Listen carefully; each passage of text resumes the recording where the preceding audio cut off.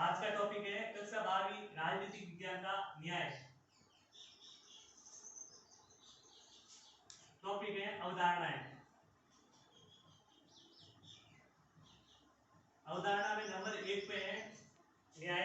तो हमें सबसे पहले समझना है कि न्याय है क्या और किस किस विद्वान ने न्याय के बारे में क्या कहा। मध्यकाल में न्याय क्या था, आधुनिक काल में न्याय क्या था, या फिर पश्चिमी देशों के अनुसार या पश्चिमी लोगों के अनुसार न्याय क्या था। न्याय के प्रमुख जो विविध रूप है या इनके जो प्रमुख सिद्धांत है वे क्या थे। तो सबसे पहले हमें समझना है कि न्याय है क्या, मतलब इन चीजों पे हमें ध्यान देना है।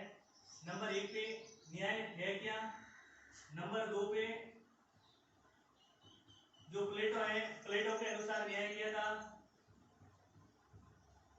अरस्तु के अनुसार न्याय क्या था, जॉन रॉल्स के अनुसार जो न्याय क्या था। फिर देखना है आधुनिक काल में न्याय, मध्यकाल में न्याय और पश्चिमी न्याय। फिर इनके जो विविध जो रूप हैं,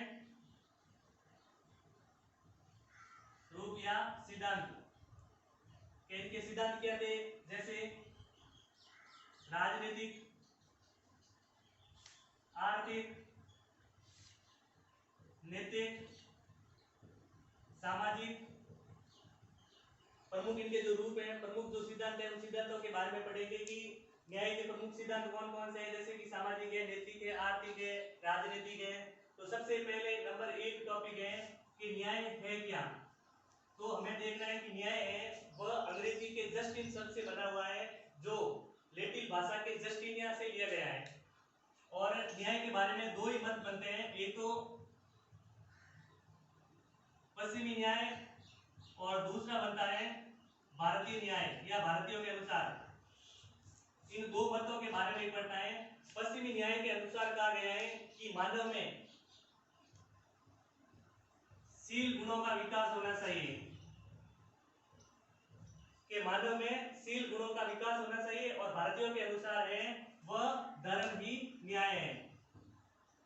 तो सबसे पहले देखना है कि पश्चिमी जो न्याय है उनके अनुसार कहा गया है कि मानव में एक तो ईमानदारी, एक करुणा, एक दया, कि प्रत्येक मानव को ईमानदारी है, दया है, करुणा है, उनके साथ अपना कार्य करना चाहिए और दूसरों के कार्यों में बाधा नहीं उत्पन्न करवानी चाहिए। और भारतीयों के अनुसार कहा गया है कि व्यक्ति को धर्म के आधार पर चल के ही अपना कार्य करना चाहिए।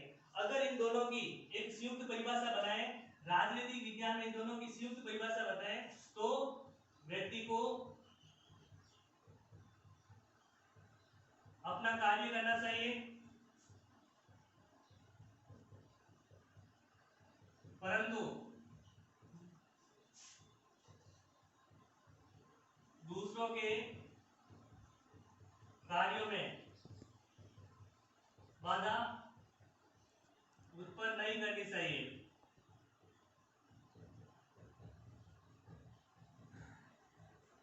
पश्चिमी न्याय के अनुसार मानव में शील गुण कौन कौन से, मानव में ईमानदारी है, दया है, करुणा, उनके आधार पर व्यक्ति को अपना कार्य करना चाहिए। दूसरी बात है कि भारतीयों के अनुसार तो उन्होंने कहा कि धर्म ही न्याय है, व्यक्ति को धर्म के आधार पर चलना चाहिए। और इन दोनों की एक संयुक्त राजनीतिक विज्ञान की दृष्टि से परिभाषा देखें तो व्यक्ति को अपना कार्य करना चाहिए और दूसरों के कार्य में बाधा उत्पन्न नहीं करवानी चाहिए। ये तो था अपना न्याय। और उनके बाद अपना जो टॉपिक बनता है कि जो प्लेटो है, यूनानी दार्शनिक विद्वान, उनके अनुसार न्याय क्या था। तो अगला टॉपिक है, दूसरा टॉपिक प्लेटो। प्लेटो के अनुसार न्याय वो है कि व्यक्ति को अपना कार्य स्वयं करना चाहिए। प्लेटो ने न्याय की परिभाषा दी, व्यक्ति को अपना कार्य स्वयं करना चाहिए, वह दूसरों के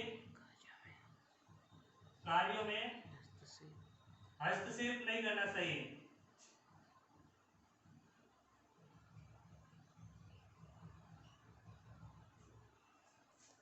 प्रथम जो दार्शनिक था जिसने न्याय की परिभाषा दी थी, जिसका नाम प्लेटो था, प्लेटो ने कहा कि व्यक्ति को अपना कार्य है खुद को करना चाहिए, स्वयं को करना चाहिए और न ही दूसरों के कार्य में कोई भी भागीदारी है, हस्तक्षेप है, भाग नहीं लेना चाहिए। और प्लेटो ने एक इनके बाद में प्लेटो प्लेटो की परिभाषा के बाद आता है कि प्लेटो ने एक पुस्तक लिखी। प्लेटो की जो पुस्तक है उनका नाम था रिपब्लिक। प्लेटो की जो पुस्तक थी जिसका नाम था रिपब्लिक।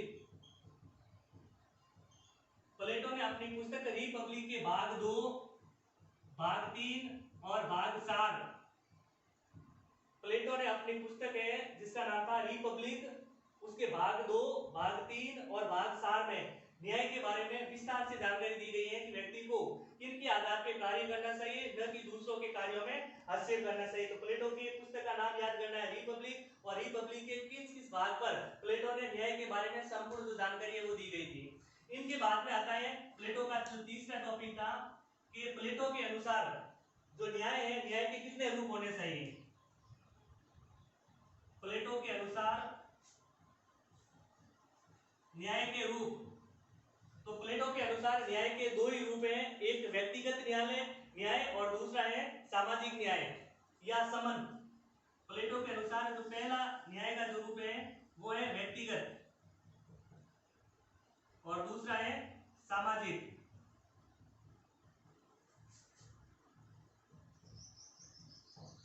प्लेटो ने न्याय के दो रूप बताए।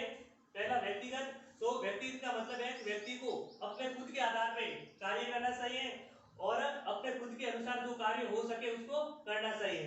और सामाजिक न्याय का मतलब वो है कि व्यक्ति को समाज में अपनी जो एबिलिटी, अपनी जो योग्यता है, उन योग्यता के आधार पर समाज में अपना जो कार्य है वो, या फिर अपने समाज में जो भागीदारी है उस भागीदारी को निभानी चाहिए। इनके बाद में आता है कि प्लेटो के जो आत्मीय गुण है वे कौन कौन से थे। प्लेटो के अनुसार जो आत्मीय गुण है वे कौन कौन से थे, तो प्लेटो के 3 आत्मीय गुण थे। प्लेटो के अनुसार प्लेटो के आत्मीय गुण, प्लेटो ने 3 आत्मीय गुणों का बारे में जानकारी दी थी। इनका जो पहला आत्मीय गुण था जिसका नाम था बुद्धि, दूसरा था तृष्णा और तीसरा था शौर्य। यानी कि प्लेटो के अनुसार ये 3 आत्मीय गुण थे। सवाल आ सकता है कि प्लेटो के अनुसार कितने आत्मीय गुणों का विकास किया गया है, या फिर प्लेटो ने कितने आत्मीय गुणों के बारे में बताया गया। 3 आत्मीय गुण थे, बुद्धि, तृष्णा और शौर्य। प्लेटो की जो पुस्तक है जिसका नाम था रिपब्लिक। और प्लेटो के अनुसार न्याय के कितने रूप हैं, तो प्लेटो के अनुसार न्याय के 2 रूप हैं, व्यक्तिगत न्याय और सामाजिक न्याय। व्यक्तिगत मतलब व्यक्ति को खुद के आधार पर कार्य, सामाजिक न्याय मतलब व्यक्ति को समाज में अपनी योग्यता के अनुसार भाग लेना चाहिए और कार्य करना चाहिए। और प्लेटो, इस टॉपिक के बाद प्लेटो का ही टॉपिक है, प्लेटो ने न्याय के कुछ साधन बताए थे, संसाधन बताए थे।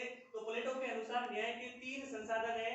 पहला है शासक, दूसरा है सैनिक, यानी कि तीसरा टॉपिक प्लेटो के अनुसार उत्पादन के साधन, प्लेटो के उत्पादन के साधन।